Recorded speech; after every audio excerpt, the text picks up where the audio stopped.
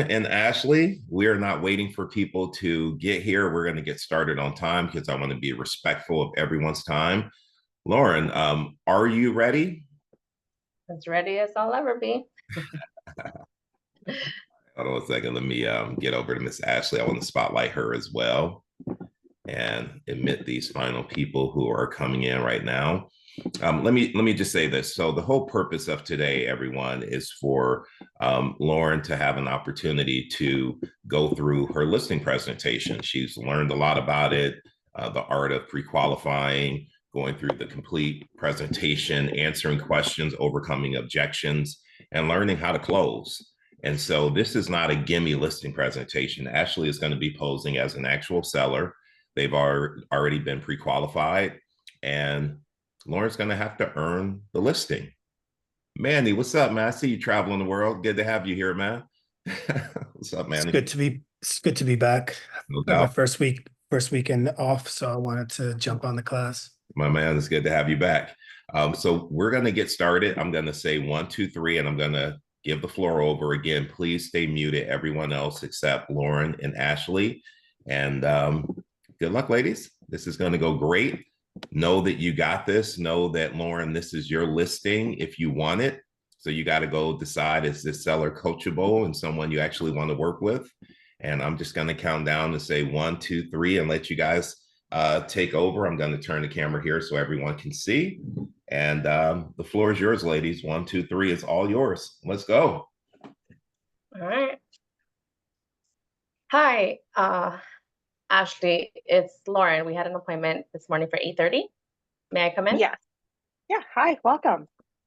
Hi. Thanks again for having me over. I'm excited to actually get your home on the market and get it sold for you. Do you mind if I take a quick look around your home? Yeah. Go for it. Great. Thanks. Thank you for letting me tour your home. I wrote down 3 real important questions for you. Okay. Do you have to sell your home? No, we don't have to sell in order to move to our next home. Okay. And if you would sell your home, what would motivate you to be selling your home? We have family down in Maryland. We have family in the Carolinas, so we definitely want to move, a little bit south. We do have a new build townhome down in Maryland that we're looking at.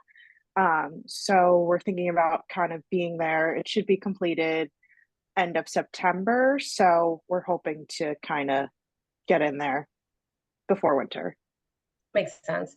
Will you price your home to sell, or do you want to keep your home on the market for a longer period of time? I mean, I've heard it's a seller's market, so I want as much money as possible. Fair enough. And how long, by when do you need to be down in Maryland? Ideally, we'd like to do the move before any snow comes. Okay, makes sense. Do you want me to handle the sale for you? I mean, if it makes sense, then we're hoping that we can find a realtor that we can trust. We see that there's that lawsuit, so we don't really know how we feel. It seems like agents aren't really doing too hot, so we're a little nervous with that. That's understandable. So I have 3 goals for our meeting today, Ashley.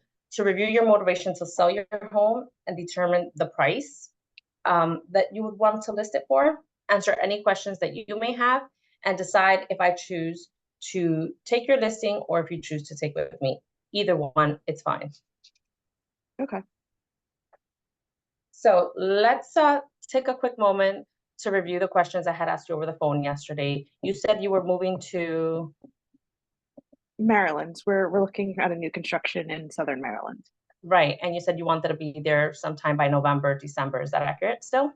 Yeah, before we really see any snow is ideal. I don't want to have to deal with movers and it's snowing. Yeah, I get it completely. Now, there are only 2 issues we have to look at tonight.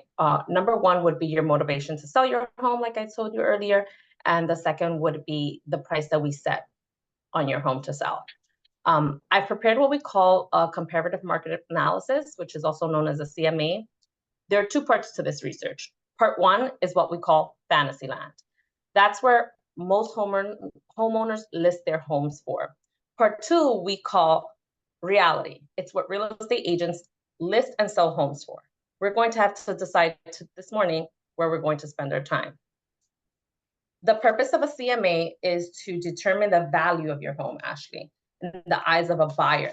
Do you know how buyers determine value? I mean, when I look at homes, I look at based off, upgrades, neighborhood, stuff like that, I guess.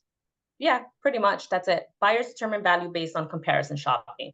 So they look at your home versus its features and benefits and other homes that are in the area with similar features and benefits as to you and what has recently sold in the market. Does that make sense? Yeah. So for example, if you were going to purchase a new car and one dealership had a car for $50,000 and another dealership had the same car with Apple CarPlay and fancy rims, which car would be more valuable? Oh, I'm going for the fancy rims and CarPlay. Exactly. And why is that? Why would you not get more features for the same price? Exactly. What if now that first dealership put the car with no CarPlay and fancy rims on sale for $40,000? Which would be a better value then?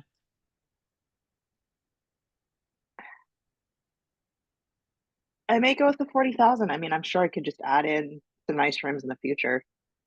Exactly. So you can see, Ashley, that if you want to increase value, you either have to lower the price or you have to add more features and benefits for the same price. Does that make sense? Yeah, I see what you're saying. Great. So are you planning to add more features and benefits to your home?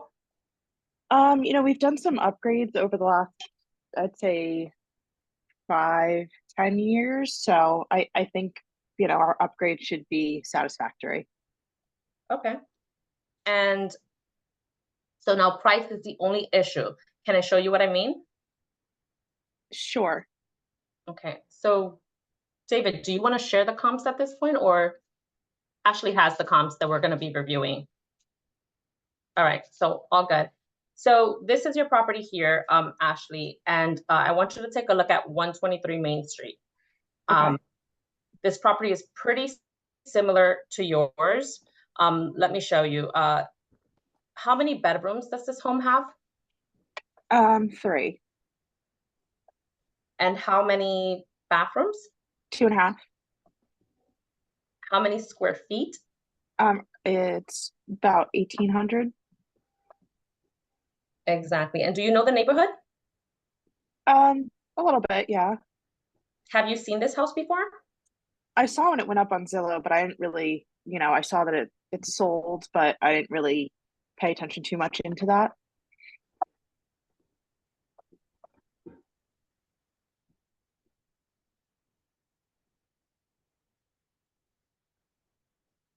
Oh. I think Lauren froze. Of course, it happens right now. Hold on 1 second. Let's see if give her a second to buffer back in. Oh, never had that happen before. How about that? Ah. Let's give it 1 minute. Guys, be patient with us. Lauren had a technical issue where she froze up. So I'm hoping she's either fixing that or maybe hopping on with her cell phone. So let's just give her 1 quick second to hop back on. Ashley, good job so far. Thank you. 1 second, guys.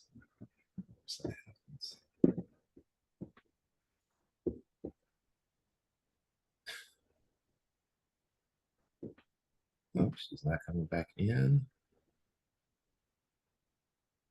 So someone's asking a question. This is a script that's based off of the script I learned on. This is Mike Ferry's listing presentation script. It's changed, but this is one that I love because it's direct. It's direct and it covers all the bases. And that's one thing I've always loved about my coaching with Mike Ferry. It's part of my push program, this particular script, but you can get the Mike Ferry script per se by going directly to his website and using his, and you'll find that it's the blueprint for this. All right, guys. So how do we handle this? Lauren's not coming back. She froze and is having technical difficulties. Is Lauren the she's the She's the the agent. seller? She's the agent. Oh damn, I was gonna say I would be the seller. Well, I was wondering, like, listen, sometimes we got to learn how to pivot pretty quickly. I'm thinking if she doesn't come back on in the next minute, what brave soul on here wants to go through the listing presentation? I would do it. I just don't have a script, but I can probably try to get her there. Who was that talking, by the way? Jerome. Hey, Jerome, what's going on, man? I really want it to be where they're learning based off of a script versus freestyle. I know you probably can do it freestyle. I used to do it as well, but I really want it to be based off of script. How can I get a script? I can do it. I don't mind. I'll step up. If nobody else is willing to step up, I'll do it. If somebody can get me a script, I'll do it either way. Man, I love your attitude. I think Matt said he'll step in and run through it. And I know he has a script that has gone through the training. Okay. I just want to give her another minute, guys. Thank you for being patient with me. I want to see if she's able to figure out her Wi-Fi and come back in, because I really wanted her to have this experience. Matt, if you can unmute, man, because I don't want to keep people waiting. They're here, they're plugged in and ready to hear something. So Ashley, you're getting rooted over here on Instagram. Prosperity's on here checking you out. What's up, Teresa? I'm sure it's her checking you out. Matt, you game?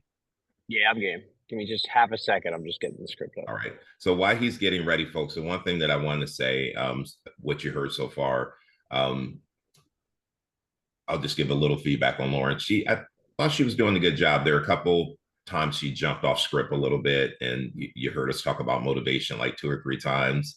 But that's just how it is. Sometimes your nerves get in the way and you find yourself going off script, which is why it's so important that we practice this and we get it internalized, because that conversation that we're having, that's what the scripts are. It's like a blueprint, the dialogue that we should be having with the seller, and that allows us to move through that conversation.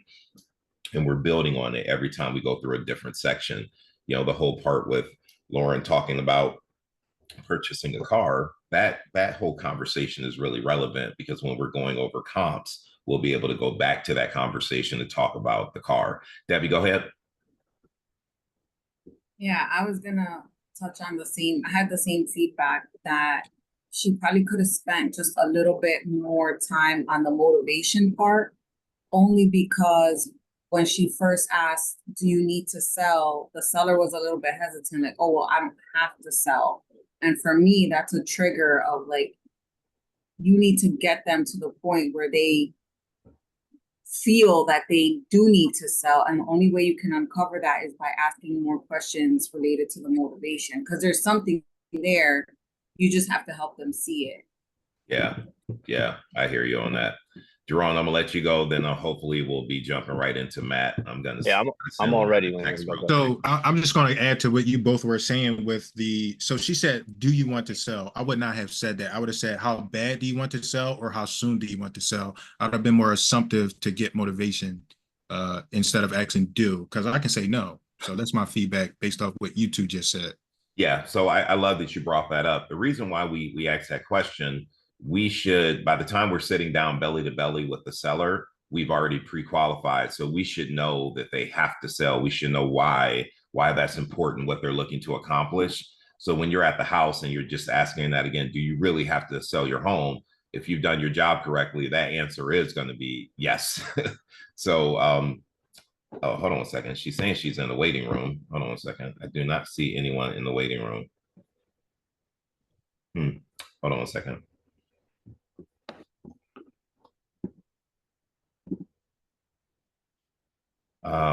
Wrong meeting.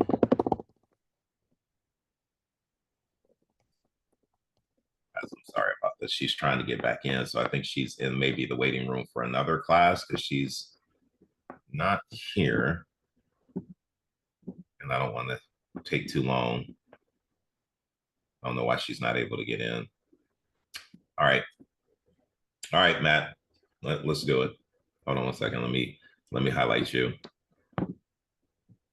Thank you guys for being patient. Technical difficulties always cause an issue. Just bring me up to speed where we leave off. going into the comps, do you plan to add more features and benefits to your home? No. Well, then price isn't Wonderful. anything we need to discuss. Can I explain? Like right in that area is where Wonderful. she popped off. So yeah. All right. This is what I'm talking about. This is why Matt is a rock star out there getting all these listings. You're ready to jump in. When you stay ready, you don't really have to get ready. So we're right there where we're about to go over comps. And Did she technically show him yet or no, David? She did not show them yet. She didn't have them prepared to show. That was going to be my other feedback. Okay. And did you have did you talk about comparison shopping yet or no? Yep. So Okay. she was going right into the comps. If you want to take over right from there, you can. If you want to share your screen, you can. Okay. 10-4. Wonderful. Share screen. Ashley, thanks for being patient. Oh, I share my screen. Oh my god, I'm losing my mind. Well, actually, here she is coming back. So Oh. you might be saved. I don't know what was going on with her stuff. It's but all good, man. I'll be the co-listing agent. I'll just sit there and look good. yeah, I was gonna say stand by. If something else happens with her, we won't wait. We'll just get started. So you'll just jump in, and we'll even call you Lauren just to make it flow right. Yeah. That's cool. I'm down with that. She's joining right now. Guys, sorry about this little glitch. It'll be worth the wait. Lauren, I got you back in here. Thanks. So I'm on my phone, ladies and gentlemen. I'm so sorry, right when it was getting goofy. All good. All good. It happens. It happens. So you were going over your comps. That's where we kind of were in the conversation, going over the comps. Okay, she started like fading away. So we went over, yep, her house, 123 Main Street. Okay. All right. And you can just pick it back up. All on you. All right, sounds good. All right, Ashley, so based on, the comps of the comparable house to your house is slightly larger in square footage, but as you can see, garage spaces, pool spaces, very similar house to your home. Now, can you tell me what price are they asking? Were they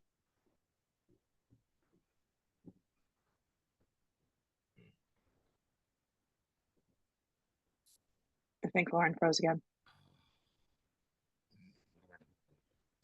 Just let Matt do it. Yeah, thank you, Manny. Exactly. Matt, you're up. She's having technical issues, man. We gave it our best shot, but it's not happening, man. No problem. Wonderful, Ashley. So based off the comps of these properties, let's take a look at the first one here. I'm going to share my screen. Oops. Oh my god, I hate Zoom.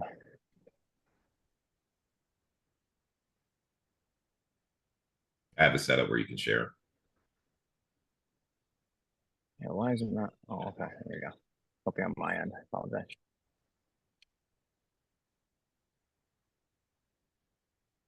David, you pull them up because it's going to make me restart.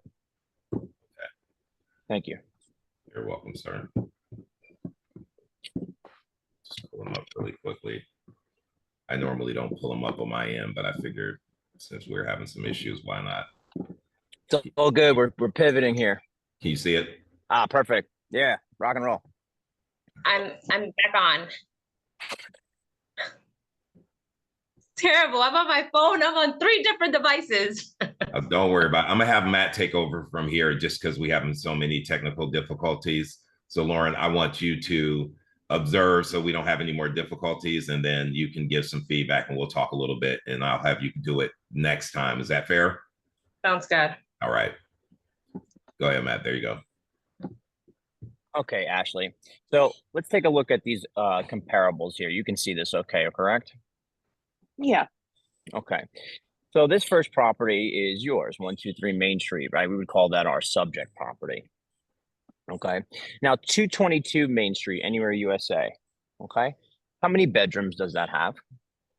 That one has 3 beds. Okay. And how many bathrooms does it have? 2. How about our square footage? What does that look like? just at 2,000, it says. Just a 2,000. Okay. And are you familiar with this neighborhood? A little bit. It's, on the other side of town from me, which or the town's not too big, so I don't spend a lot of time over there, but I kind of know it. Okay. Have you seen this house before? Um, I think it popped up on Zillow, but I don't pay attention to the market like all the homes coming up in town necessarily. Mm-hmm. Mm-hmm. Now down below, I have a couple of you see some of these numbers here in green and red. These are what I call my adjustments. I make them based Okay. off of homes. Not two homes are identical in the same sense, correct? Right? If I had a bunch of Right. brand new homes being built that were all 3-bedroom, 2-bathroom ranches, then I would consider them the same. However, that's not the case here. Most homes are all different in nature, even when the comp is showing some of the specific features, right? So this particular property has how many garage spaces? This one looks like, is that two or is that technically That's three? 3. Yep, it's 3. It's got 3. And how many do you have? We have a one car detached. Right, you have a 1-car detached. However, you have a fireplace. Does 222 Main Street have a fireplace?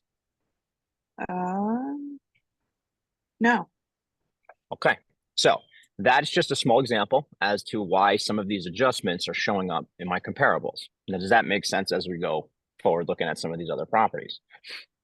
Yeah. Okay, wonderful. So 321 Main Street. Oh, I apologize. I want to point out, what price did they list at 222 Main Street? They listed, it looks like 510, Yep. And what did they sell for? 475. Whoa, okay, hold on. So we got a little bit of a gap there, right? Let's pay attention to this one stat. I think it's very important. How many days on market? 15. 15. Now, in just understanding the market, I think that this home is a little bit better than yours. Okay. They were asking a pretty steep price and they have a little bit of a gap. Days on market's about 2 weeks. So it's not terrible, but they took a little bit of a hit. We'd agree, yes? Yeah, I'd definitely say so. Okay, cool. So let's just jump right into 321 Main Street, right? Same thing. How many bedrooms we got? 3 beds, How many bathrooms we got? 2.5. That's right. So do we have the same amount of bedrooms and bathrooms as yours? Right. Okay. Now let's take a look here. So we don't have, how many garage spaces? Looks like 2. Mm-hmm. And you have the square footage? 2,100 square feet. Okay. Now, is that a little bit bigger or smaller than yours? A little bit bigger than ours. We're just a little bit under 2,000. Okay, cool. Do you know where this house is at all too? Are you familiar with this neighborhood? Yeah, I've seen that one. I have some friends that are around the block from this one. Okay, cool. Does one of your friends own this house? No, Okay, we they could have do got a not. deal if that was maybe the case, but have you seen this house though? I've seen it pop up. Yeah, my Oh, friend mentioned it when it came up, so they showed me the Zillow. okay. Okay. So let's pay attention here. What did they list at? 525 Okay. And what did they end up selling for? for 87. Mm-hmm. Now I want you to go to the bottom of this comp here. There's a little section called kitchen. Is your kitchen updated? We did update our kitchen in 2015, so it's been a little bit, but we have granite countertops. We have some nice, wood cabinets. Mm-hmm. Mm-hmm. So they're original, right? And so that's why we see a pretty steep adjustment in the original price of a kitchen. In fact, I even think that an appraisal adjustment of $17,000 for an original kitchen is, in my experience, a little bit off, considering anyone's spending anywhere between $20,000 and $30,000 for a brand new kitchen upgrade. So again, another thing that we want to consider when we're properly pricing the home. So I think, that this house, in comparison to features and benefits, your house is slightly better than this one. Okay. And where did we say we were going when we sold? I'm heading down to Maryland. Okay. When did you need to be there by? We would like before winter. I don't want to have to deal with the moving truck if it's snowing. Okay. Okay. Why is that important to you? You know, we have family down in Maryland and the Carolinas and, you know, some family in Florida, and we just figured it'd be easier to be at least a drive length away to majority of our family. Okay, perfect. So if I'm hearing you correctly, the mission's to get down towards family, yes? Yeah. Okay. So based off of everything that we looked at, comparing features and benefits, right? Pricing, days on market, upgrades, non-upgrades, what price do you feel that we should use in order to create value in the eyes of buyers who are going to come and look at the property and actually get somebody to choose your home over everybody else that's potentially trying to sell at the same time? I mean, if those homes sold for under, I mean, I don't want to go you know, 499 and then get an offer at like 450. I think we need to be at like at least 500 so that we're getting at least what the other ones got. Mm-hmm. Okay. So tell me real quickly, what makes you want to stay up towards the higher range of 500? You know, that's a number we would like to get. So we figured if we start there, I mean, these other ones sold for less, so why would we start at a lower price? You know, I don't want to be even lower than that. Okay. Okay. Now, do you remember we talked about that section called days on market, correct? Mhm. Now, you said you wanted to be down in Maryland before December, yes? Definitely, yeah. Okay. And what are we, let me see, what are we in? What's the, I don't have my calendar in front of me. What's today's date, Ashley? August 16th. August 16th. Okay. So if you remember that one property that I thought that you were slightly better than, they went at 525 and they ended up accepting at a 477, right? And based off of that statistic, they sat on the market for 52 days on the market. Is that something that we're willing to do? I mean, I guess that brings us to October, so it's Mm-hmm. still before winter. I mean, my home down in Maryland won't be finished till end of September, early October anyway. So, I mean, Okay. if we sell it today, I don't have anywhere to go. Mm-hmm. Okay. So now that we've seen some of these prices, Ashley, I'm going to recommend a price of 490. Will you be willing to do that, Ashley, and list your home with me for that price tonight? I mean, why 490? Like, I'm just worried that we're gonna go. If it's 490, we're gonna then be at 450 because these other ones went below. Okay. I understand where you're coming from. So let me ask you this. What price do you absolutely have to have? You know, we don't want to accept anything lower than 475. Okay. Ideally, we would like a 5 in front, but we cannot do anything less than that. Okay. And based on your response, and I appreciate that, I do have a couple of important questions that I need to ask you. Specifically, why do you feel, or what makes you feel that your home is worth $10,000-$15,000 more than some of your neighbors? I mean, we did the kitchen in 2015. We Mhm. did our primary bath completely gutted and redid that in 2020. You know, we have a pool. We redid the patio and the deck area outside. I mean, you know, I've put so much time and effort into maintaining our backyard and gardening and, you know, keeping up with that. And, you know, we've painted the rooms over the years. So I mean, I don't see why it wouldn't be a good home. We have a fireplace. I mean, central air and heat. Like it's a great home. Right. So actually, what you're telling me is that when you bought the home and you started making these improvements, as you made these improvements, we're at the point where we're now selling. You've now simply brought the house up to a selling standard. Is that right? I mean, I think our house looks great. So, I mean, definitely could sell. Yeah, listen, you know, I feel what you're saying there, and a lot of people feel the same way, and everybody always, and they end up, and they felt that they can get the maximum amount of money for their home because they put so much time, love, emotion, energy, sweat, blood, tears into the home, right? That sound like you, right? And what they ended up finding out is is that when they go to market and they have that home and they sometimes overprice the property, that's where they lose some of that equitable value of that from that forced appreciation and injecting that, right? We'd agree actually that all homes need a kitchen, right? All homes Yeah. need bathrooms, all homes need landscaping and some driveways and so on and so forth. So let me ask you a question. If a buyer wanted to buy your home, right? And then they plan to get rid of the updated kitchen, the moment they move in, how much is it worth then? I mean, I guess nothing, but it's a beautiful kitchen. Exactly. And listen, I like it too. I like your kitchen as well. I think it's very nice, nicer than my kitchen. Now, did you Thank you. add that? Did you do that upgrade for yourself or did you do it for the next buyer? I mean, we just kind of went with suggestions from a local contractor. You know, they thought that the white cabinets and the granite countertops would kind of be timeless. So, Mhm. you know, we don't do any crazy. We just did like a subway tile backsplash. We went very simple with it, but it Mhm. it looks like it was from the 70s when we bought it, the kitchen. Sure. And so, okay. So what you're telling me is your contractor recommended some sort of net neutral setting so that it can hold its value through time. Yeah. sound right? Plus, I mean, I do like a white kitchen also, so I figured might as It's a well do win-win, that as right? opposed to color. Yeah, it's a win-win, right? You get longevity in your Yeah. equity. You like what it looks like, so you don't mind living there. Let me ask you, like, I'm going to flip a little bit here.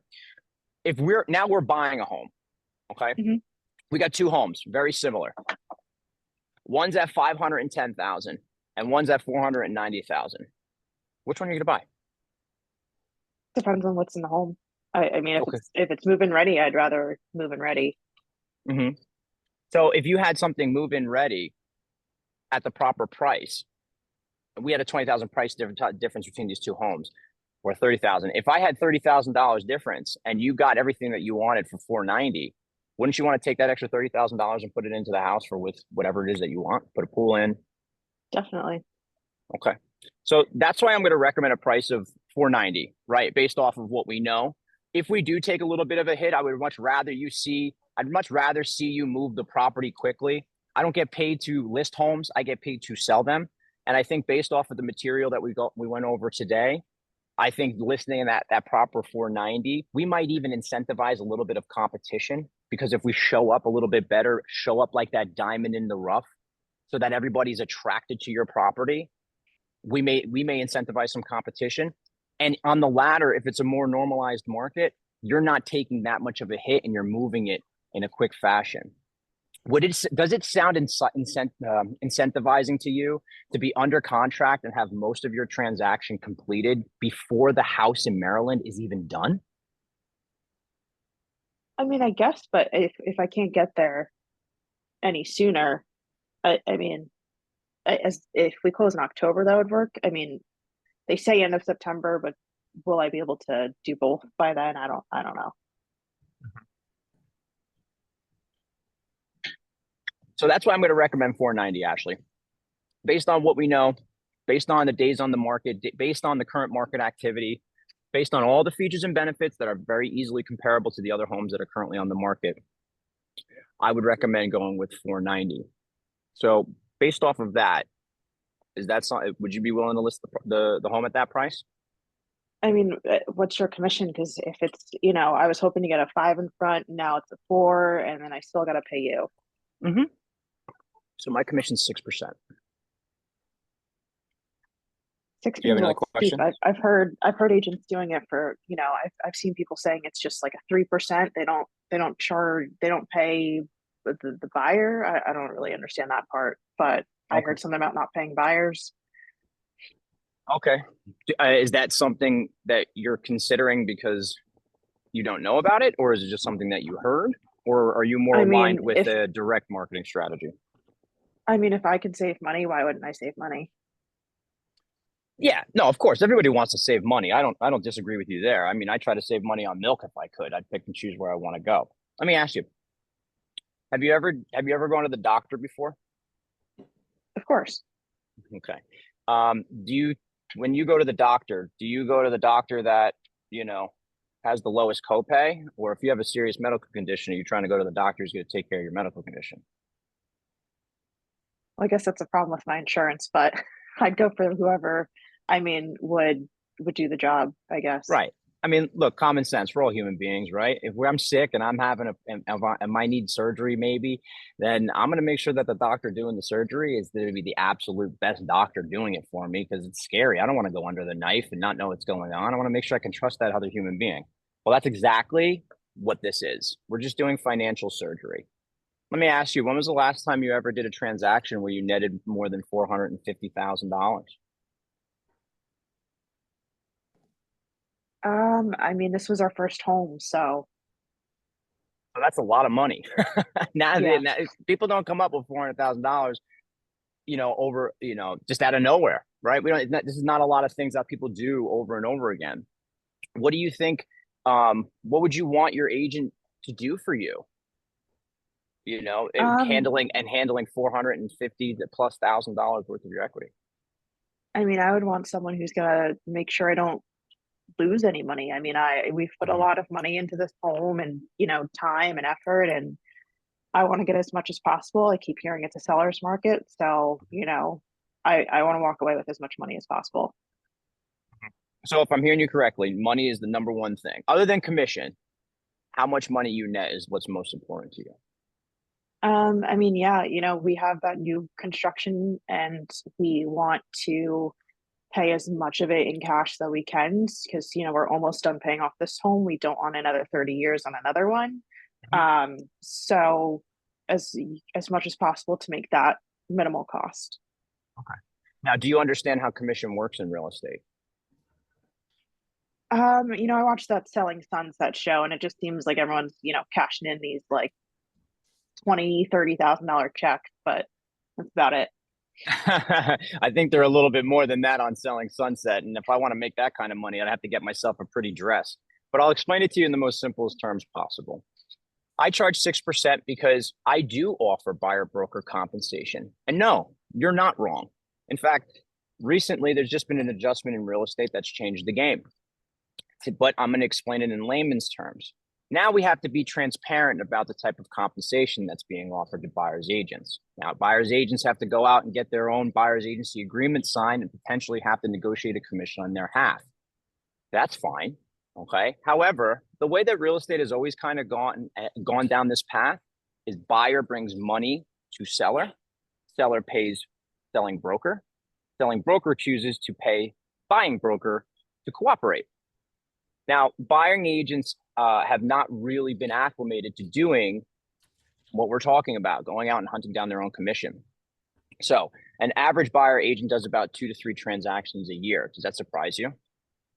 That seems a little low. I mean, I can't imagine it's like everyone can just sell in real estate. Like if you're only selling 2 homes, I mean, I don't understand. So I'm going to pivot here a little bit. Imagine if your doctor who's doing that life-saving surgery on you only did it 2 to 3 times a year. Would that be concerning?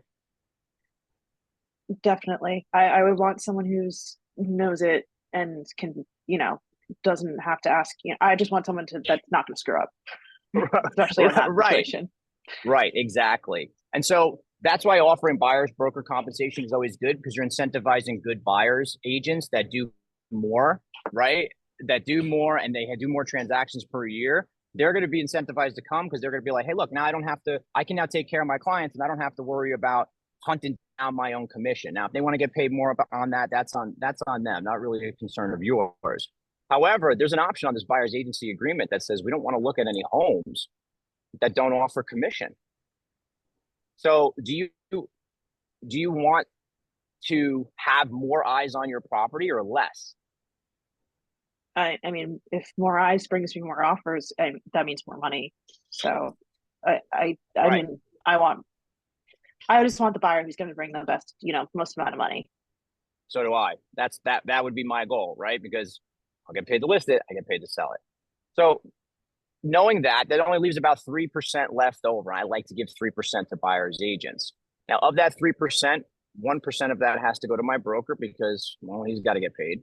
1% of that goes to me because I have to get paid. And then a portion of that goes to Uncle Sam. We're not going to talk about that right now. And then the last portion of that goes towards marketing, right? My ability to go out and perform do the things that I need to do in order to get the property sold for the most amount of money in the least amount of time with little to no friction for you. So if I were to cut my commission, Ashley, what do you think the first area I have to do that in is? I mean, I guess marketing. Mm-hmm. And if I can't market the property, what happens? I mean, I guess people don't know it's on the market. You know, We don't sell. We don't sell. Plain and Right. simple. I can't sell your house, right? If I don't have the tools, if you were building me a home and I didn't give you tools and tool belt and I just gave you wood and nails, the house would never get put up, or you'd be looking for a pretty big rock for a while. So I look at it like this. I know my value. There's other agents out there that may try to negotiate a lesser commission, but I know that my client database, and I'm happy to connect you with anybody who I've done previous business with right now, even if you wanted to, they know that the commission is just part of the game. I'm paid to do a service just like everybody else, just like that doctor who's going to do that surgery. And I know for certain, based off of everything that I've presented to you today, we can absolutely sell your home in the time that you're looking for, at the price you're looking for, to get you down to Maryland and get you close to that family, and get you not having to deal with another winter, and make sure that you're not stressed out moving all your stuff down there. Does that sound like a plan? if you can get me what I need, then you know, I'm good. Great. Do you like blue or black? Well, I'm dressed in black, so we'll go with Okay, black today. wonderful. Sign here, here, and here.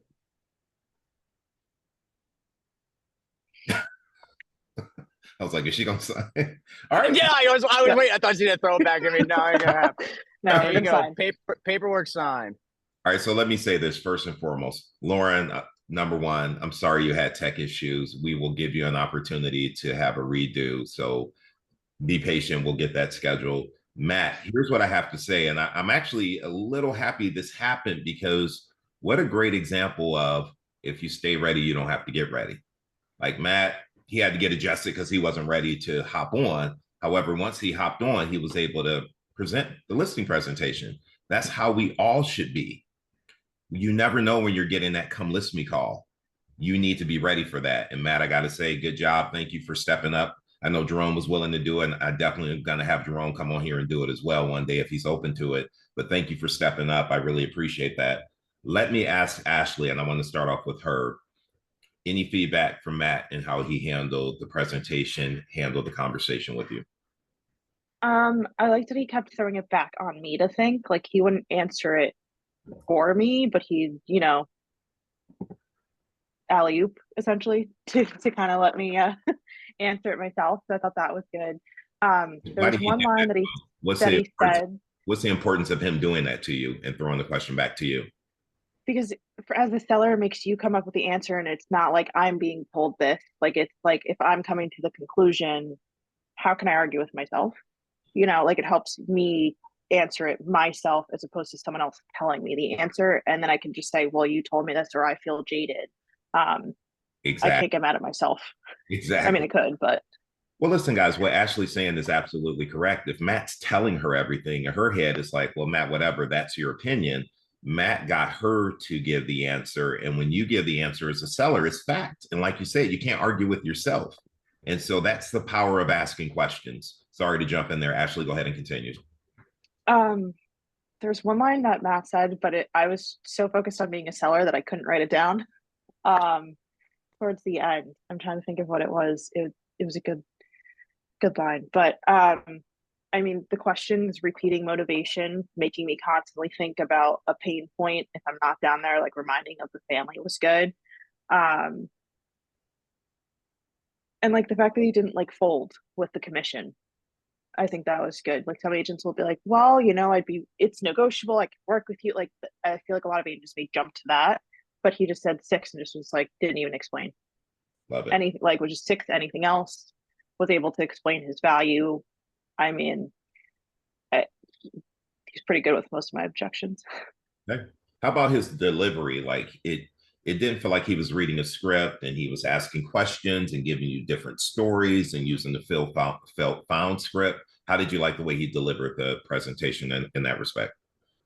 Good. One thing I did definitely notice is he was always smiling. I was trying hard to be like tough, stone faced, but Matt would smile, like which you've talked about all the time. When you're on the phone, smile, it becomes natural. It kind of helps with how your tone comes across. So I think that was good.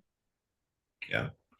Thank you so much. And Matt, I have a question for you from Cito. So the 1% of 490,000 is little less than $5,000. And so if you're saying that's what you spend on marketing, her question is, well, what if they tell you, well, break out a list? I want to see where that $4,900 is going. Has that ever happened to you? It's never happened to me. And Yeah, I've had that happen. Mhm. how did you handle it? So I go right back, and if you guys, we might have to revisit this again, David. I go right back into what I call the mule and the magician, right? It's how we're showing up. I don't want to start itemizing out everything that I do for somebody. A real great way that I deflect on that is be like, well, I'm real big into technology and online marketing. Do you know anything about coding? Play with me a little bit. You know anything about coding, David? Not really, no. All right. And given the fact that you want to be in Maryland by the winter time, do you think we have a few months that we can sit down and I can start explaining how coding works for you? No, I don't have time for it. I don't have neither neither do I, my man. But I can tell you what, in this packet that I'm going to leave behind with you, it has my entire marketing strategy and it has everything that we're going to end up doing in that. Right. And so for the sake of time, we can go through that either together after we sign the listing agreement, or you can do it, as you're trying to go to bed at nighttime. And if there's any questions, you can definitely give me a shout. Most people, that client in that particular situation was just like, oh, wow, really? Right. And then they get fascinated by something and you can hang the carrot in front of them a little bit and kind of, touch on what it is we do. But I focus more so on like how I'm going to get it done. It's not so much as important as to what it is I'm going to do. It's how it gets done. That's what they want. We want how to get there, how to get to the finish line. Okay, perfect. All right, so I want hands up, Jerome, first person. Anybody who has feedback for Matt and or Ashley, raise your hand, Jerome. I'm going to give you the first one. Go ahead and unmute.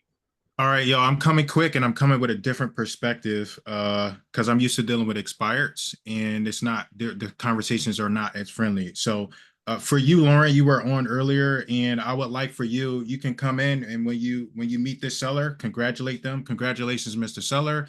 You made a smart choice by having me in your house, whatever it is, versus like a thank you. I would say congratulations. That shifts the authority. Now you become the doctor or the prescriber rather than you're coming there to beg and convince them for business. I thought there was a lot of convincing overall between both. I would not convince. I'm not into convincing. I'm coming there and I'm asking more assumptive question and I'm kind of telling the sellers what's going on and I'm asking them questions. I'm getting them involved. So a really good example of that was, Lauren, you asked, do you want to sell? And I would say, how soon do you want to sell? Or how bad do you want to sell? When do you want to have this transaction complete? When do you want to have the money in your pocket? I thought there were a lot of questions that allowed the seller to go into the weeds, such as what's your commission, et cetera, et cetera. I would have come in and said, this is how it normally works. My commission is this, this, and this. Do you have any specific questions about this thing? I would be more assumptive. So another thing that was said is, do you know this neighborhood? I would not say that. That's a yes or no question that I wouldn't ask at that time. I would say, how well do you know this neighborhood? It's still the same question, but it's asserting the authority and it's still getting her to give her feedback and her input. Matt, when you were talking, you talked about her house, and one of the things that you said stung, like their house is better than yours. I would find another way to say that, where I would say our house is not as great as that house or something like that, versus saying your house is not as better.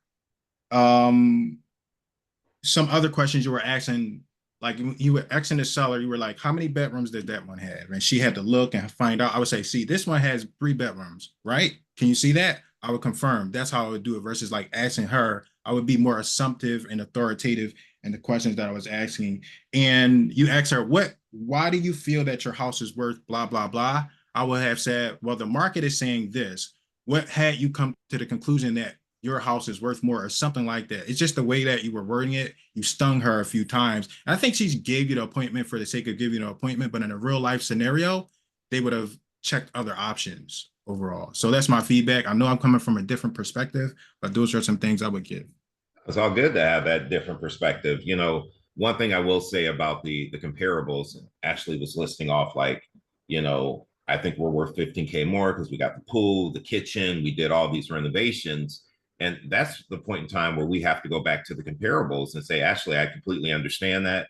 I took that into account. I made adjustments for the kitchen. I made adjustments for the pool. What those adjustments, the market is telling us we have to be priced here. And that's why how I came up with the price. Do I need to go over the comps again? Because what you guys have to understand, and I used to fall into this trap all the time, I would do the comparables, I would go meet with the seller, and they would try to sell me on, but I didn't just update my kitchen. I did this Salerno kitchen. I spent all this money, you know, to an appraiser. A kitchen is a kitchen is a kitchen, right? So we have to win the price war. We have to win the beauty contest. The price I'm giving you is based off the comparables. Now, I will tell you, I do love your kitchen. Is that going to help us sell for more? Well, let me tell you what it helps us do.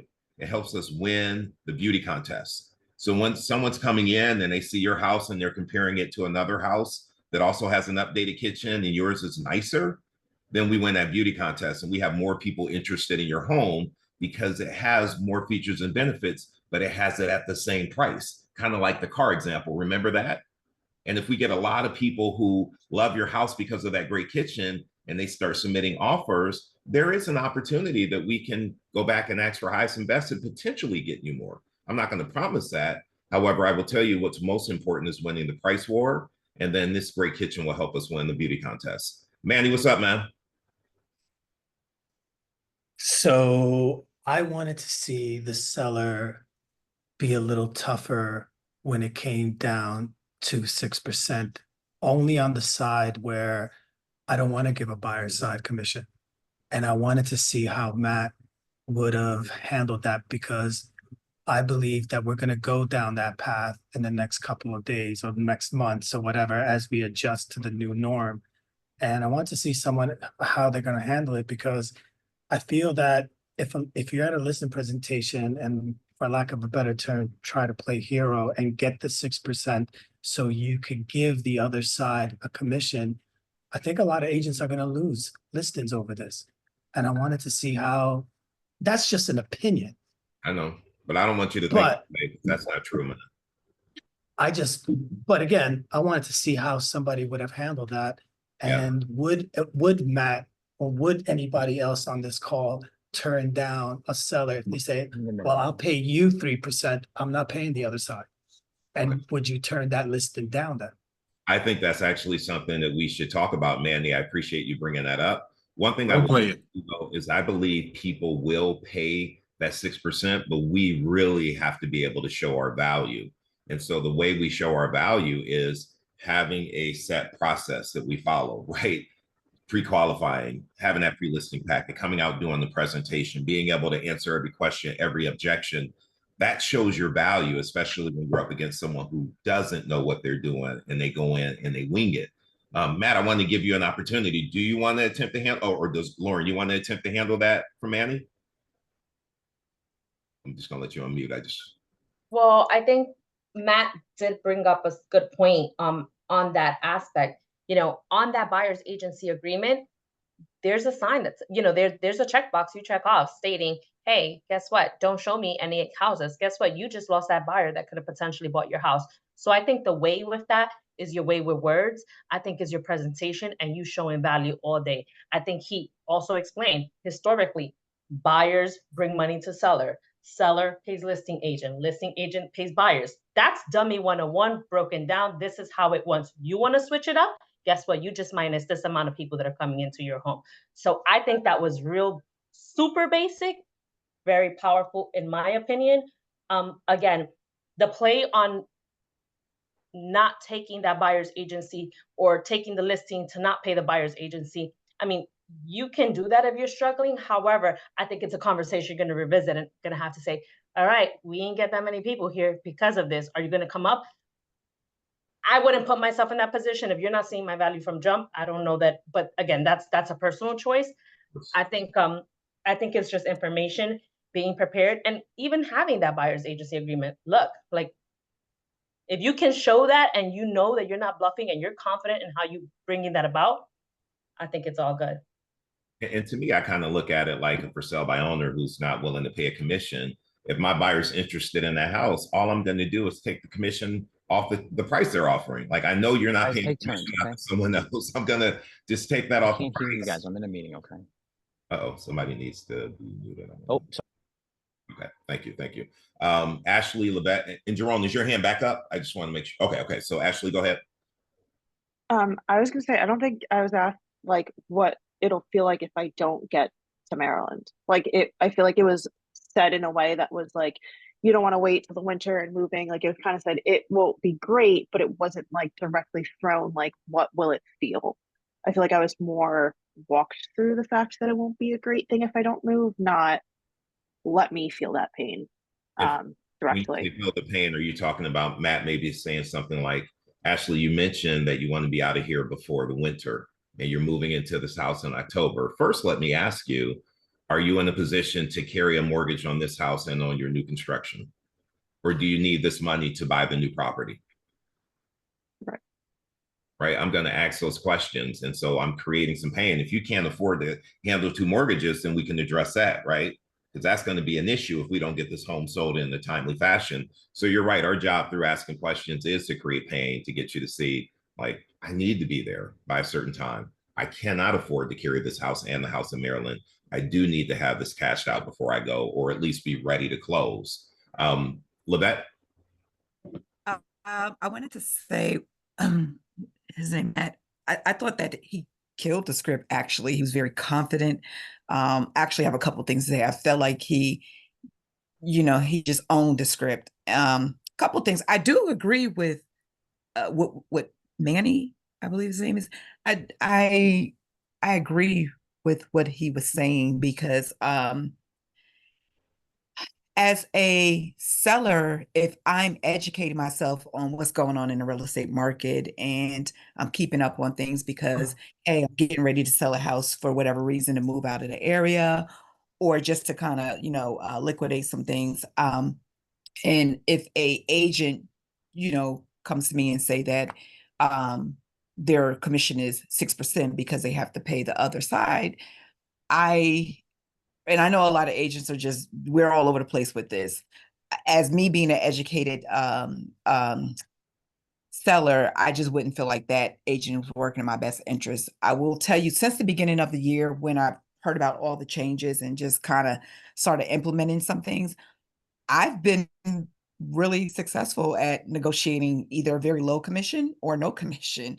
I found that buyers can come up with the money if they have to. So, but I will tell my sellers though, what my commission is, and these are the pros and cons of, we'll take a look at every single offer. And these are the pros and cons of not paying a commission. So, that's just me. And there was one more thing. Oh, the script, like I said, I thought he owned the script and everything, but for another thing about me, I think a lot of times we don't, how we mimic and match, we're supposed to mimic and match and things like that. I think that when it comes to the script, we should also be doing the same. For instance, I'm from upstate New York and I don't like a lot of small talk. And that script, it was just way too wordy for me. It was triggering to just listen to that whole thing for me. And that's pretty much it. Like I probably would find a way to kind of shorten it, just depending on the person I'm meeting. And, by the time I get to their house, I know their style of what I need to do. So I would just kind of, and I know he was doing that for role play purposes, but I'm just saying, for me, it was way too wordy because of my personality type. And listen, you have to be able to learn how to present to different personality types, know who you're talking to, find out if it's someone who's really detailed oriented so you can bring all the numbers. So it is important to dig into that. But here we just kind of do a general, but you're right, though, depending on who you're talking to, you have to be able to tailor that script. If you feel like you're losing people, you got to know the key points to cover. So you're absolutely right. It varies depending on who you're in front of. Jerome. Now I have three things. So Levette, I kind of like you. I'm like, yo, don't tell me I don't need all of that details. And the way that you resolve that is when you meet the seller, it's like, listen, Mr. Seller, I have a full presentation or I can give you the bullet points. Which one do you prefer? And then you kind of go from there. The point I wanted to make is a confused mind says no. If you start to go into all of those details and show all of that stuff, people get confused and they'll start to say no. And then the last part about the commission thing, and for you, Levette, an educated buyer will know exactly why they should have 6%, because that means that they get more buyers coming to purchase their house if they're educated. Like, so a lot of people are saying, oh, and like giving a bunch of pushback, like you still want to do 6% because that puts you in the best position possible to get your house sold. You qualify for more buyer's agents by having that 6% in there, and you can negotiate what that fee and that price is. So that's my feedback. I'm done. David, I appreciate you. I appreciate you. And let me say this, Jerome. I agree with you on the 6% and making sure the seller's educated. I will tell you a lot of times agents, nobody on this call, of course, however, a lot of times agents are coming with commission breath and they're so desperate to get a listing that they will just, okay, you'll pay me 3 and I don't care. And they don't even defend it and explain and educate to the seller why it's in their best interest to pay out the commission. And so we got to come from a point of contribution, education, consultation, and explain the situation, because our job is to make sure they get the best outcome from selling their home. And we got to explain why paying that commission is important. And so that means we got to practice it in role play. So when we're in front of a seller, we deliver it correctly and we know what to say and we are saying the right things. Matt, then Tim. I'm sorry, Matt, then Betty, then Tim. What's up, Matt? I just wanted to offer a little bit of perspective pertaining to what Manny was talking about. We have to be really good at active listening, right? And Ashley said that she vaguely heard that there's a situation where she could potentially pay 3%, right? But she didn't know more about that. So I'm processing that like, okay, great. Now it's just coming up in a different sense. It's either oh, I know the NAR settlement and I know that I don't have to give a percentage to the buyer's agent, or somebody's spitballing to buy time because they vaguely heard something. When she said that, I threw it out and got rid of the objection right away by explaining this is on the simplest terms how a buyer's agency agreement works. Here's why my commission's set like this. Here's how it's going to impact the sale of your home. This way, now she'll never be able to come back and try to visit 3% ever again, because we've just shown tremendous value just through explaining how the commission system just simply works. All right. Love it. Thank you. Betty. Okay, I was going to say this. Matt, you did an amazing job and you internalized the script for you. Everyone else who's like, okay, for me, I wouldn't do that, or for me, that's fine. This is how he internalizes his script and presents it. I think you did an amazing job. That's all I wanted to say. Well, let's talk numbers. So Matt went through my push program. Was that February? You wrapped up in April? Yeah, I jumped in February. I wrapped up. Yep, end of February, wrapped up in the beginning of April. How many listings have you taken since you finished the program? 8. 8. All right. Don't need to say anything else. Okay. Men lie, women lie, numbers don't. What Betty said is right, right? Yep. I mean, I'll give you my numbers. I had 8 closed listings. I have another 4 in tow. I've moved $5.9 million in volume. That's 3 times as much as I moved last year. So when I did push, I wrote the listing presentation. You know, you have to do it for your first week. You have to do it every day. I did it all 47 days of push every day. Damn. Well, that's how you internalize the script. You guys want to be to a point like Matt where he can be in that conversation. It's all about having it internalized. Wow. Every single day. That's impressive. And David doesn't want to hear this, but I don't use his entire script like that. You understand? Like that, David's, the script is a beautiful foundation for Yes. you to create your own uniqueness, right? Your most profitable niche is you. You're the value proposition. I'll never be David. David will never be me. I'll never be all of you guys. But I know that each and every single one of you is special and unique, right? Down to your genetic code for a specific reason. So when you learn this stuff, no matter who's giving you the script, no matter who's coaching you up, training you, mentoring you, having the ability to have good conversation and falling back to the scripts as weapons in your tool belt will allow you to start morphing your listing presentation. And now, like, you know, just genuinely, I know I did the script for David today. My listing presentations are a lot like, you know, a little bit like Jerome's a little bit. I sit down, I have coffee, I have the presentation ready, but we talk about what's really more important and providing that customer service experience.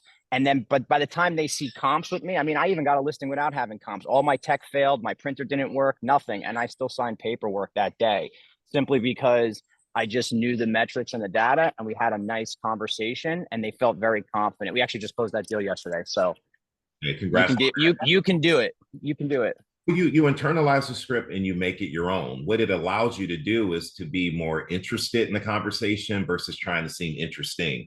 The whole point of getting the listing is active listening. That's the whole point to it. And so when you know the script, you know how to respond, and you can really be part of that conversation and really hear what the seller is saying to you. Mr. Tim, what's up, sir? How you doing this morning? Hi, I'm pretty good. I've been studying script as well, and I learned that we just need a lot of tools, different ways to say things to for different situations, right? And for the commission part, there are different ways you can say so that they can understand. Oh, we educate them in the best way possible.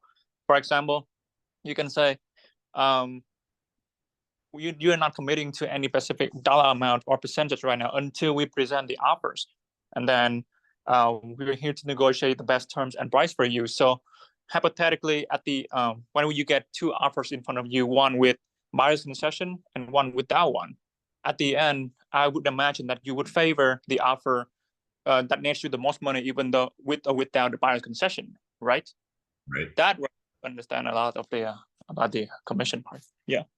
Yeah. All right, Tim. Good feedback. Good feedback. So if you have any remaining feedback, Lauren, I want to say this. I'm sorry you had tech issues. I know when you've been working on getting prepared and you get on here and the tech shuts you down. I'm sorry that happened with you. Why don't we talk and reschedule? I'll have you come back on. We'll do it again. If Ashley's open to being the seller, we'll do that again. I don't know about you guys. I'd like to see Jerome come in and do his presentation. How about you guys? Is he still on here? I think he got off. I'm gonna reach out to him because I like some of the things he was saying. I want to hear how he actually delivers it as well. So I'll reach out to him. If you guys are interested in stepping up and doing a live listing presentation, let me know. I'm going to do more of these. And when you hear me say that, I know a lot of you guys, your stomach is like, oh my gosh, I can never do that. Yes, you can. Yes, you can. And we don't expect you to be perfect. We expect you to come here and get out of your comfort zone and learn how to present this. Because when you walk into that appointment, I want you walking in like, I'm here to decide, I'm not here to be interviewed. I'm here to interview the seller and make sure I want to take this listing. This is my listing if I want it. I want you to walk in with that confidence. And by knowing the script and by practicing the script and by doing the real play that we do here on this call, it's going to help you get prepared. And if there are some deficits in your presentation, this is what we're here for, to give you that feedback and help you grow. So if you guys ever want to take me up on that, anybody, you let me know. I definitely will set it up and have you guys on here. I want to say thank you guys for being on here today. Again, sorry for the little glitch we had. I will send out the recording. I will talk to Lauren. I will get her back on here. What I want to say to you guys today is go get after it. Stop worrying about this commission thing. Commission is only an issue in the absence of value. So understand what your value prop is. Understand why they should hire you over hiring the competition. Become the local economist of choice, where I see the value in hiring you. You know, if I'm a seller and you come to my house and I ask you, in this area, what's the average days on market? How many active homes are there in this area? You should know that. Let me ask you a question right now and be honest with me. No bullshitting on here. If I asked you that question right now for the area you work in, how many people could tell me the numbers right now for your area and they would be correct. I could look on the MLS and everything you're saying me word for word is going to be correct. I only see one hand up. Maybe two.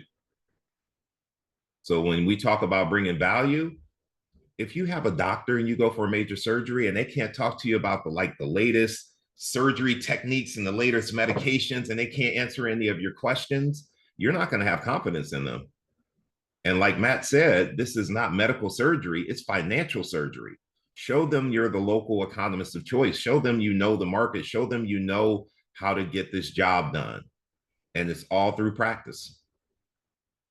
All through practice. All right. Thank you, guys. I appreciate you. I'm going to go Thanks, David. for a little bit, have some breakfast, have some Thank coffee. you very much.